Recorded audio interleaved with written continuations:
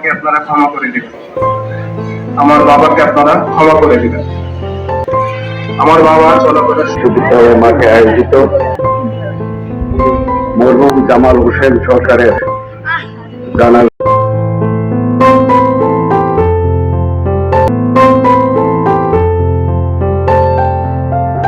কুমিল্লার চান্দিনা উপজেলার বরকইট ইউনিয়নের বরকইট গ্রামের একজন শ্রদ্ধেয়, প্রিয় ও সুপরিচিত ব্যক্তি জামাল সরকার আর নেই।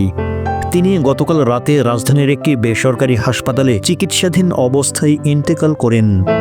ইন্না লিল্লাহি ওয়া ইন্না ইলাইহি রাজিউন।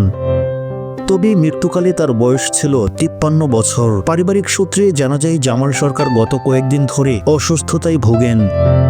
শারীরিক অবস্থার অবনতি ঘটলে তাকে দ্রুত হাসপাতালে ভর্তি করা হয়। তবে চিকিৎসকদের সর্বোচ্চ প্রচেষ্টা সত্ত্বেও শেষ রক্ষা হয়নি।